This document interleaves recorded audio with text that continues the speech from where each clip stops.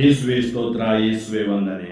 ಆತ್ಮೀಯ ಸಹೋದರ ಸಹೋದರಿಯರೇ, ನಿಮಗೆಲ್ಲರಿಗೂ ಯೇಸುವಿನ ರೂಪಾಂತರ ಈ ಭಾನುವಾರದ ಅಂದರೆ ಸಾಧಾರಣ ಕಾಲದ 15ನೇ ಭಾನುವಾರದ ಸುವಾರ್ತೆಯ ಧ್ಯಾನಕ್ಕೆ ಸ್ವಾಗತ, ಸುಸ್ವಾಗತ.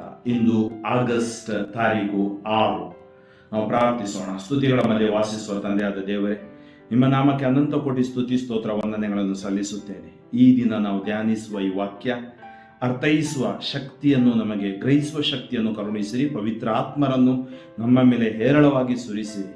ಯೇಸುವೆ, ಈ ಸುವಾರ್ತೆ ನಮಗೆ ಸೌಖ್ಯ ತರಲಿ, ಬಿಡುಗಡೆ ತರಲಿ ಮತ್ತು ಆಶೀರ್ವಾದವಾಗಿ ಮಾರ್ಪಡಲಿ.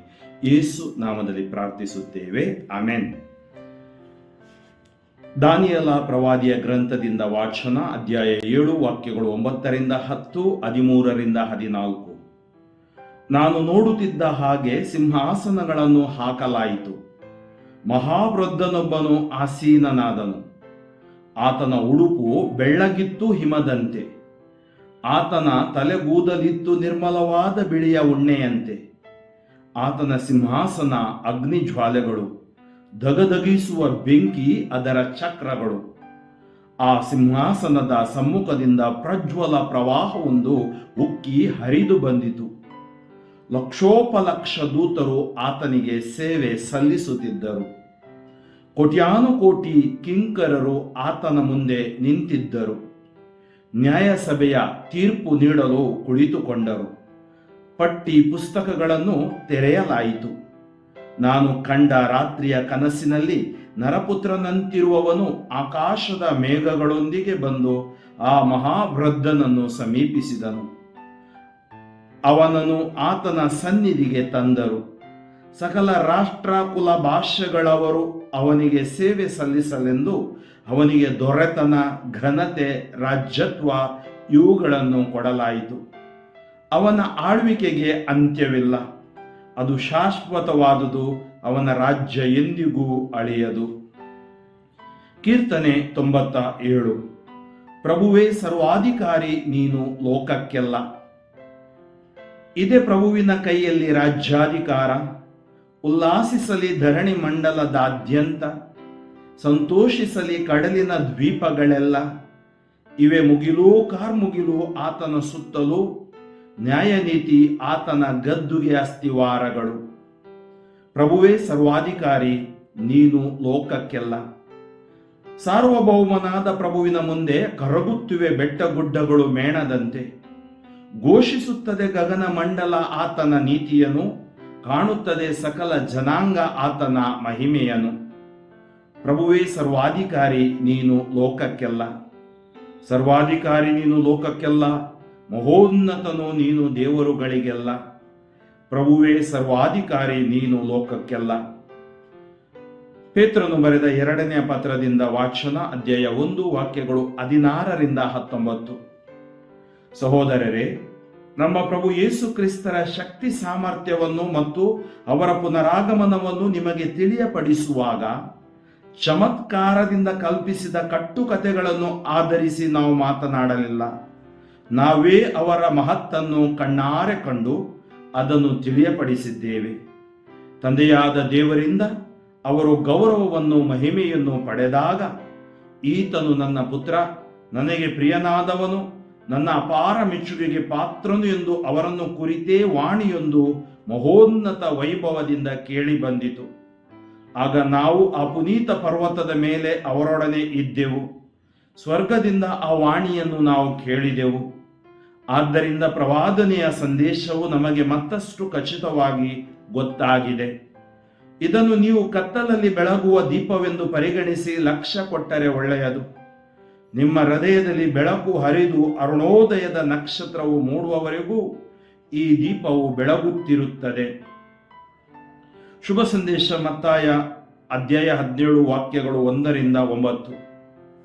ಆ ಕಾಲದಲ್ಲಿ ಪೇತ್ರ, ಯಾಕೋಬ ಮತ್ತು ಆತನ ಸಹೋದರ ಯೋವಾನ್ನ ಇವರನ್ನು ಯೇಸು ಪ್ರತ್ಯೇಕವಾಗಿ ತಮ್ಮೊಡನೆ ಕರೆದುಕೊಂಡು ಎತ್ತರವಾದ ಒಂದು ಬೆಟ್ಟಕ್ಕೆ ಹೋದರು.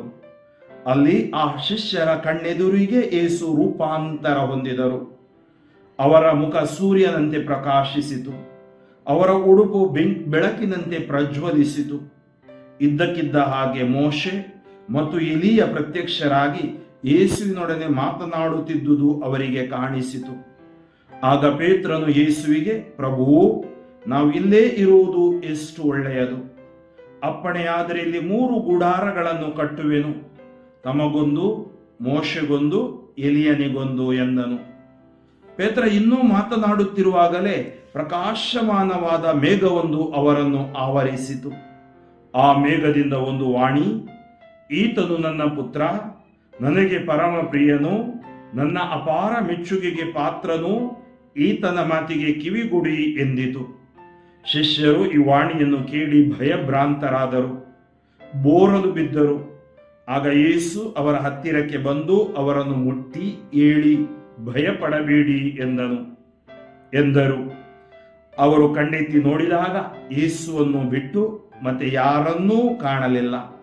ಅವರೆಲ್ಲರೂ ಬೆಟ್ಟದಿಂದ ಇಳಿದು ಬರುವಾಗ ಯೇಸು, ನರಪುತ್ರನು ಸತ್ತು ಪುನರುತ್ಥಾನ ಹೊಂದುವ ತನಕ ನೀವು ಕಂಡ ಈ ದರ್ಶನವನ್ನು ಯಾರಿಗೂ ಹೇಳಬೇಡಿ ಎಂದು ಆಜ್ಞಾಪಿಸಿದರು. ಪ್ರಭು ಯೇಸುವಿನಲ್ಲಿ ಆತ್ಮೀಯ ಸಹೋದರ ಸಹೋದರಿಯರೇ, ಇಂದು ನಾವು ಆಲಿಸಿದ ಈ ವಾಕ್ಯಗಳನ್ನು ನಾವು ಧ್ಯಾನಿಸೋಣ. ಮೊದಲನೇ ವಾಚನದಲ್ಲಿ ನಾವು ಆಲಿಸಿದೆವು, ಹೇಗೆ ದೇವರ ದರ್ಶನ ದಾನಿಯೇಲನಿಗೆ ಸಿಗುತ್ತೆ. ಹೊಸ ಒಡಂಬಡಿಕೆಯಲ್ಲಿ ಪ್ರಕಟಣಾ ಗ್ರಂಥ ಅಂತೇಳಿ ಗ್ರಂಥ ಇದೆ, ಯೋಹಾನನಿಗೆ ಆದ ದರ್ಶನ ಅಥವಾ ಪ್ರಕಟಣೆ. ಹಾಗೆಯೇ ದಾನಿಯೇಲನಿಗೂ ಕೂಡ ಕನಸಿನಲ್ಲಿ ದೇವರ ದರ್ಶನವಾಗುತ್ತೆ. ಮುಂಬರುವ ಪ್ರಭು ಯೇಸುವಿನ ಆ ಛಾಯೆಯನ್ನು ಆತ ಆ ಕನಸಿನಲ್ಲಿ ನೋಡುತ್ತಾನೆ. ಅನೇಕ ಪ್ರವಾದಿಗಳ ಮೂಲಕ, ಪಿತಾಮಹರ ಮೂಲಕ ದೇವರು ನಿಗೂಢ ರಹಸ್ಯವನ್ನು ಅವರಿಗೆ ಸ್ವಲ್ಪ ಸ್ವಲ್ಪ ತೆರೆಯುತ್ತಾ ಬಂದರು. ಅದರಲ್ಲೂ ದಾನಿಯೇಲನ ಗ್ರಂಥ ಒಂದು ವಿಶ್ವಾಸಕ್ಕೆ, ಪ್ರಾರ್ಥನೆಗೆ ಸಾಕ್ಷಿಯಾದ ಗ್ರಂಥ. ಆದ್ದರಿಂದ ಆ ಗ್ರಂಥದಲ್ಲಿ ಇವತ್ತಿನ ವಾಚನದ ಕೊನೆಯ ಮಾತುಗಳು, ನಾನು ಕಂಡ ರಾತ್ರಿಯ ಕನಸಿನಲ್ಲಿ ನರಪುತ್ರನಂತಿರುವವನು ಆಕಾಶದ ಮೇಘಗಳೊಂದಿಗೆ ಬಂದು ಆ ಮಹಾವೃದ್ಧನನ್ನು ಸಮೀಪಿಸಿದನು. ಅವನನ್ನು ಆತನ ಸನ್ನಿಧಿಗೆ ತಂದರು. ಸಕಲ ರಾಷ್ಟ್ರ, ಕುಲ, ಭಾಷೆಗಳವರು ಅವನಿಗೆ ಸೇವೆ ಸಲ್ಲಿಸಲೆಂದು ಅವನಿಗೆ ದೊರೆತನ, ಘನತೆ, ರಾಜ್ಯತ್ವ ಇವುಗಳನ್ನು ಕೊಡಲಾಯಿತು. ನಾವು ಹೇಳ್ತೀವಿ, ರಾಜ್ಯಭಾರವು, ಅಧಿಕಾರವು, ಮಹಿಮೆಯು ಯುಗ ಯುಗಾಂತರಕ್ಕೂ ನಿಮ್ಮದೇ. ಅರಸ, ಅವನ ಆಳ್ವಿಕೆಗೆ ಅಂತ್ಯವಿಲ್ಲ. ಏಕೆಂದರೆ ಳಾಕಾರವು ಅವರ ಸದಾಕಾಲವು ಅವರು ಇರುವವರು, ಅದು ಶಾಶ್ವತವಾದುದು, ಅವನ ರಾಜ್ಯ ಎಂದಿಗೂ ಅಳಿಯದು. ಆದ್ದರಿಂದ ಆ ದಾನಿಯೇಲನ ಪುಸ್ತಕದಲ್ಲಿ ಒಂದು ಭರವಸೆಯನ್ನು ಅಲ್ಲಿರುವ ಜನರಿಗೆ ದಾನಿಯೇಲನ ಮುಖಾಂತರ ದೇವರು ಕೊಡ್ತಾ ಇದ್ದಾರೆ. ದೇವರು ಏನು ವಾಗ್ದಾನ ಮಾಡಿದ್ದಾರೆ ಅದು ಕರೆಯಾಗಿ ನೆರವೇರಿಯೇ ತೀರುವುದು. ಮತ್ತು ನರಪುತ್ರ ಪ್ರಭು ಯೇಸು ಈ ಲೋಕಕ್ಕೆ ಬರುವರು ಹಾಗೂ ಅವರು ನಮಗೆ ಬಿಡುಗಡೆಯನ್ನು ತರುವರು ಮತ್ತು ಅವರ ಪ್ರಭುತ್ವದಲ್ಲಿ, ರಾಜ್ಯತ್ವದಲ್ಲಿ ನಾವು ಭಾಗಿಯಾಗುತ್ತೇವೆ ಎಂಬ ಒಂದು ಸತ್ಯವನ್ನು ಅಲ್ಲಿ ಪ್ರಕಟಿಸಲ್ಪಡಲಾಗುತ್ತೆ. ಇಂದಿನ ಕೀರ್ತನೆಯಲ್ಲೂ ಕೂಡ ನಾವು ಆಲಿಸಿದೆವು, ಪ್ರಭುವೇ ಸರ್ವಾಧಿಕಾರಿ ನೀನು ಲೋಕಕ್ಕೆಲ್ಲ. ಸರ್ವ ಅಧಿಕಾರ ದೇವರದು, ವಿಶ್ವವನ್ನಾಳುವ ಅಧಿಕಾರ ದೇವರದು, ಅವರ ಏಕಮಾತ್ರ ಪುತ್ರ ಯೇಸುವಿನದು. ಅದನ್ನೇ ಪ್ರಕಟಣಾ ಗ್ರಂಥ ಕೂಡ ಹೇಳುತ್ತೆ. ಅದರಿಂದ ಇವತ್ತು ಪ್ರಭುವಿನ ಕೈಯಲ್ಲಿದೆ ರಾಜ್ಯಾಧಿಕಾರ, ಈ ಇಡೀ ವಿಶ್ವ. ಯಾಕೆಂದ್ರೆ ಆತ ಸೃಷ್ಟಿಕರ್ತ. ಹೇಳ್ತೀವಿ, ಪ್ರಭು ಯೇಸು ರಕ್ಷಕ, ಹಾಗೇನೆ ಪವಿತ್ರಾತ್ಮರು ಪೋಷಕ. ಅಂದ್ರೆ ತ್ರಯೇಕ ದೇವರ ಪ್ರಸನ್ನತೆ ಈ ವಿಶ್ವದಲ್ಲಿದೆ. ಆದ್ದರಿಂದ ಆತನಿಗೆ ನಾವೇನು ಮಹೋನ್ನತ ದೇವರಿಗೆ ನಾವು ಸ್ತುತಿ ಸ್ತೋತ್ರ ವಂದನೆಗಳನ್ನು ಸಲ್ಲಿಸತಕ್ಕದ್ದು. ಇಂದಿನ 3ನೇ ವಾಚನಕ್ಕೆ ನಾವು ಬರೋಣ. ಅದೇ ಶುಭ ಸಂದೇಶ.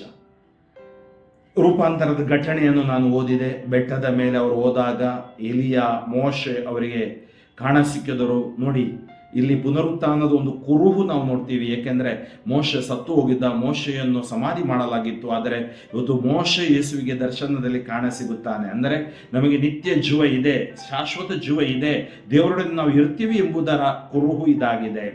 ಹಾಗೇನೆ ನಾವು ನೋಡ್ತೀವಿ, ಎಲಿಯನನ್ನು ಹಾಗೇನೆ ರಥದಲ್ಲಿ ಮೇಲಕೊಂಡು ಹೋಗಲಾಗಿತ್ತು. ಅವನಿಗೂ ದೇವರು ವಿಶೇಷ ಒಂದು ಕೃಪೆ ಮತ್ತು ಕರುಣೆ ತೋರಿದ್ರು. ಇವರಿಬ್ಬರು ಯೇಸು ಹತ್ರ ಮಾತನಾಡುವ ಘಟನೆ ಇದನ್ನು ಕಾಣ್ತಾನೆ ಪೇತ್ರ ನೋಡಿ ಹೇಳ್ತಾ ಇದ್ದಾನೆ, ನಾವು 3 ಇಲ್ಲಿ ಗುಡಾರಗಳನ್ನು ಕಟ್ಟೋಣ. ಯಾರಿಗೆ? ನಿಮಗೊಂದು, ಮೋಶೆಗೊಂದು, ಎಲಿಯನಿಗೊಂದು. ನಾವಿರ್ತೀವಿ ನಿಮ್ಮ ಜೊತೆಗೆ. ಹೌದು, ಆದರೆ ರೂಪಾಂತರ ಒಂದು ಜವಾಬ್ದಾರಿಗೆ ಆಹ್ವಾನ. ನಾವು ಬೆಳಕಿನ ರಹಸ್ಯದಲ್ಲಿ 4ನೇ ರಹಸ್ಯ, ಯೇಸು ರೂಪಾಂತರಗೊಂಡರು. ಇವತ್ತು ನಮಗೂ ಕೂಡ ರೂಪಾಂತರ ಬೇಕು. ಯಾವುದರಿಂದ? ಕತ್ತಲಿನಿಂದ ಬೆಳಕಿನೆಡೆಗೆ, ಮೃತ್ಯುವಿಂದ ಜೀವದೆಡೆಗೆ, ಅಶುದ್ಧತೆಯಿಂದ ಪರಿಶುದ್ಧತೆಯೆಡೆಗೆ. ಆದ್ದರಿಂದ ಎಲ್ಲ ದುರ್ಗುಣಗಳಿಂದ ದೇವರ ಪ್ರೀತಿಯೆಡೆಗೆ ಮತ್ತು ಪಾವಿತ್ರ್ಯತೆಯೆಡೆಗೆ. ಅಂದರೆ ನಾವು ಒಂದು ಜವಾಬ್ದಾರಿಯ ಕ್ರೈಸ್ತರಾಗಬೇಕು, ಸುಮ್ಮನೆ ಅಲ್ಲ. ನಮಗೆಲ್ಲರಿಗೂ ಜವಾಬ್ದಾರಿ ದೇವರು ಕೊಟ್ಟಿದ್ದಾರೆ. ದೇವರು ಆ ಮಹಿಮೆಯನ್ನು ಯಾಕೆ ತೋರಿಸ್ತಾರೆ? ಪೇತ್ರ ಮತ್ತು ಯೋಹಾನ, ಯಾಕೋಬನಿಗೆ ಯಾಕೆ ತೋರಿಸ್ತಾರೆ ಅಂದರೆ, ಅವರು ಅಲ್ಲೇ ನಿಲ್ಲುವುದಲ್ಲ, ಆ ಮಹಿಮೆಯನ್ನು ಅರಿತು ಅನುಭವಿಸಿ ಅವರು ಕೆಳಗಿಳಿದು ಯೇಸುವಿನ ಮಹಿಮೆಯನ್ನು ಅವರು ಸಾರತಕ್ಕದ್ದು. ಅದಕ್ಕೆ ಮಹೋನ್ನತನು ನೀನು ದೇವರುಗಳಲ್ಲೆಲ್ಲ, ಆ ದೇವರ ಮಹಿಮೆ ಯೇಸು ರಕ್ಷಕ ಎಂಬುದನ್ನು ದೇವರೇ ಶ್ರುತಪಡಿಸುತ್ತಾರೆ. ಮತ್ತಾಯನ ಶುಭ ಸಂದೇಶ 3ನೇ ಅಧ್ಯಾಯ ವಾಕ್ಯ 17ರಲ್ಲಿ ಯೇಸುವಿನ ದೀಕ್ಷಾಸ್ನಾನದ ಸಂದರ್ಭದಲ್ಲಿ ದೇವರು ಮಾತನಾಡಿ ಹೇಳ್ತಾರೆ, ಈತನು ನನ್ನ ಪುತ್ರ, ನನಗೆ ಪರಮ ಪ್ರಿಯ, ನನ್ನ ಅಪಾರ ಮೆಚ್ಚುಗೆಗೆ ಪಾತ್ರ. ಈಗ ಮತ್ತೆ 17ನೇ ಅಧ್ಯಾಯದಲ್ಲಿ ನಾವು ನೋಡ್ತೀವಿ, ಮತ್ತಾಯನ ಈ 5ನೇ ವಾಕ್ಯ, ಈತನು ನನ್ನ ಪುತ್ರ, ನನಗೆ ಪರಮ ಪ್ರಿಯ, ನನ್ನ ಅಪಾರ ಮೆಚ್ಚುಗೆಗೆ ಪಾತ್ರ. ದೇವರು ಇನ್ನೊಂದು ಮಾತನ್ನು ಹೇಳ್ತಾರೆ, ಅದೇನೆಂದ್ರೆ, ಈತನ ಮಾತಿಗೆ ಕಿವಿಗೊಡಿ. Listen to him. ತಾಕ ತುಮಿ ಐಕಾ. Listen to Jesus. ಯೇಸು ಮಸಿಕೋ ಸುನೋ. ನೀವು ನೋಡಿ, ತಾಯಿ ಮರಿಯಮ್ಮ ಏನು ಹೇಳ್ತಾರೆ ಕಾನಾ ಆ ವಿವಾಹದಲ್ಲಿ, ಆ ಪ್ರಕಟಣೆ ಅವರು ಹೇಗೆ ಸ್ವೀಕರಿಸಿದ್ರು ನೋಡಿ. ಆತ ಹೇಳಿದ ಹಾಗೆ ಮಾಡಿ. ನೋಡಿ, ದೇವರು ಹೇಳ್ತಾರೆ ಈತನನ್ನು ಆಲಿಸಿ. ತಾಯಿ ಹೇಳ್ತಾರೆ ಆತ ಹೇಳಿದ ಹಾಗೆ ಮಾಡಿ. ಅಂದ್ರೆ ಏನು? ನಮಗೆ ಇವತ್ತು ಯೇಸುವಿನ ಹಾದಿಯಲ್ಲಿ, ಅಂದರೆ ಯೇಸುವಿನ ಮಾತಿಗೆ ನಾವು ಕಿವಿಗೊಡಬೇಕು. ನಮ್ಮ ಜೀವನವನ್ನು ಆ ನಿಟ್ಟಿನಲ್ಲಿ ರೂಪಿಸಬೇಕು ಮತ್ತು ವಿಶ್ವಾಸದಲ್ಲಿ, ಪ್ರಾರ್ಥನೆಯಲ್ಲಿ ದೃಢವಾಗಿ ಭರವಸೆ ಕಳ್ಕೊಳ್ಳದೆ ಜೀವಿಸಬೇಕು. ನಮಗೆ ಅನೇಕ ಆತನ ಮಾತಿಗೆ ಕಿವಿಗೊಟ್ಟರೆ ಮಾತ್ರ ಸಾಲದು, ಸಾರಿದ್ರೆ ಮಾತ್ರ ಸಾಲದು, ನಾವು ಆತನ ಪ್ರೀತಿಯಲ್ಲಿ ಜೀವಿಸತಕ್ಕದ್ದು. ಮಾತ್ರವಲ್ಲ, ನಮಗೆ ಅನೇಕ ಅವಕಾಶಗಳಿವೆ, ಸಂಘಟನೆಗಳಿವೆ. ಒಂದು ಧರ್ಮ ಕೇಂದ್ರ, ಪ್ರೀತಿಯ ತಾಣ, ಕಿರು ಕ್ರೈಸ್ತ ಸಮುದಾಯಗಳಲ್ಲಿ ನಮ್ಮ ಜೀವಾಳವಾಗಿ ನಾವು ಪ್ರೀತಿಯಲ್ಲಿ, ಐಕ್ಯತೆಯಲ್ಲಿ ಒಂದುಗೂಡಿದಾಗ ದೇವರ ಪ್ರಸನ್ನತೆ ಅಲ್ಲಿರುತ್ತೆ. ನಮಗಿರುವ ವಿವಿಧ ಸಂಘಟನೆಗಳು, ಅದರ ಮೂಲಕ ನಾವು ನಮ್ಮ ಜವಾಬ್ದಾರಿಯನ್ನು ಮಾಡುವಾಗ ದೇವರ ಕರುಣೆ, ದೇವರ ಕೃಪೆ ನಮ್ಮಲ್ಲಿ ಹರಿಯುತ್ತದೆ. ಅಂದರೆ the grace of god flows in the community. ನಮ್ಮ ಒಂದು ಸಭೆಯಲ್ಲಿ ದೇವರ ಕೃಪೆ ಹರಿಯುತ್ತಾ ಇರುತ್ತೆ. ಅಂದರೆ ನಾವು ಮಾಡುವ ಪ್ರತಿಯೊಂದು ಕಾರ್ಯಗಳು ದೇವರ ವಾಕ್ಯ, ಅಂದರೆ ಯೇಸುವಿಗೆ ಮೊದಲ ಸ್ಥಳ. ಯೇಸುವನ್ನು ಆಲಿಸಬೇಕು, ಅವರ ವಾಕ್ಯ ಓದಬೇಕು, ಪ್ರಾರ್ಥಿಸಬೇಕು, ವಿಶ್ವಾಸಿಸಬೇಕು. ಅದರ ತಳಪಾಯದ ಮೇಲೆ ನಮ್ಮ ಜೀವನವನ್ನು ನಾವು ಕಟ್ಟಬೇಕು. ಅದಕ್ಕಾಗಿ ಯೇಸು ಸ್ವಾಮಿ ಹೇಳ್ತಾರೆ, ಮರಳ ಮೇಲೆ ಕಟ್ಟಿದ ಮತ್ತು ಬಂಡೆಯ ಮೇಲೆ ಕಟ್ಟಿದ. ಇವತ್ತು ಈತನ ಮಾತಿಗೆ ಕಿವಿಗೊಟ್ಟಾಗ ಬಂಡೆಯ ಮೇಲೆ ಕಟ್ಟಿದ ಮನೆಯ ಹಾಗೆ. ಅನೇಕ ಸಾಮರ್ಥ್ಯಗಳ ಮೂಲಕ ಯೇಸು ನಮ್ಮ ಹತ್ರ ಮಾತಾಡ್ತಾರೆ. ಅಂದರೆ ನಾವು ಬಲವಾದ, ಆಳವಾದ, ದೃಢವಾದ ವಿಶ್ವಾಸದಲ್ಲಿ ನಮ್ಮ ಜೀವನವನ್ನು ರೂಪಿಸತಕ್ಕದ್ದು. ಇನ್ನಿನ 2ನೇ ವಚನದಲ್ಲಿ ನಾವು ನೋಡ್ತೀವಿ, ಸಂತ ಪೇತ್ರರು ಈ ಅನುಭವವನ್ನು ಮತ್ತೆ ನಮ್ಮೊಡನೆ ಹಂಚಿಕೊಳ್ತಾರೆ.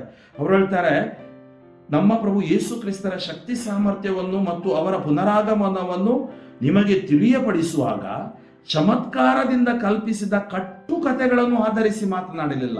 ಸುವಾರ್ತೆ ಕಟ್ಟುಕತೆಯಲ್ಲ, ಸುವಾರ್ತೆ ಯೇಸುವಿನ ಶುಭ ಸಂದೇಶ.